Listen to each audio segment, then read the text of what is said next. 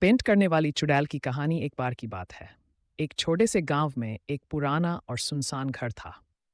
गांव के लोग उस घर से दूर रहने में ही अपनी भलाई समझते थे, क्योंकि उन्हें लगता था कि उस घर में एक चुड़ैल रहती है। ये चुड़ैल साधारण चुड़ैलों से अलग थी। वह पेंटिंग करना पसंद करती थी। लोग उसे पेंट करने वाली चुड़ैल के नाम से जानते थे। उस चुड़ैल का नाम काया था। काया एक साधारण लड़की थी जो चित्रकला में माहिर थी, लेकिन उसकी कला की विशेषता उसकी जादुई शक्तियों से थी। उसके द्वारा बनाई गई पेंटिंग्स में जान आ जाती थी। एक दिन जब गांव के लोगों ने उसकी इस शक्ति का पता लगाया, तो वे डर गए और उसे चुड़ैल मानकर उसके घर से दूर रहने लगे। काया अपने अकेलेपन में अपनी पेंटिंग्स के साथ जी रही थी। वह हर दिन नई नई पेंटिंग्स बनाती और अपनी कल्पनाओं को रंगों के माध्यम से व्यक्त करती। एक दिन गांव की एक छोटी लड़की, नीना, ने सुना कि काया एक पेंटिंग करने वाली चुड़ैल है।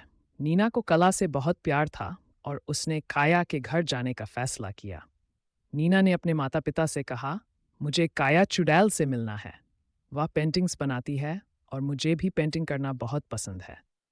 माता पिता ने उसे मना किया, लेकिन नीना का जिज्ञासु मन नहीं माना और वह चुपके से काया के घर चली गई। काया ने नीना को अपने घर के पास देखा और उसे अंदर बुलाया।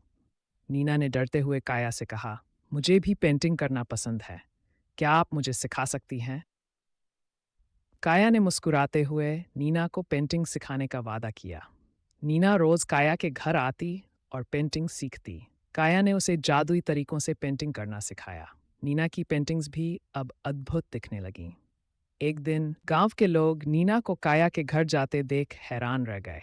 उन्होंने देखा कि नीना की पेंटिंग्स कितनी खूबसूरत और जादुई हो गई हैं। गांव के लोग काया के पास गए और उससे माफ़ी मांगी। उन्होंने समझा कि काया चुड़ैल नहीं थी, बल्कि एक महान कलाकार थी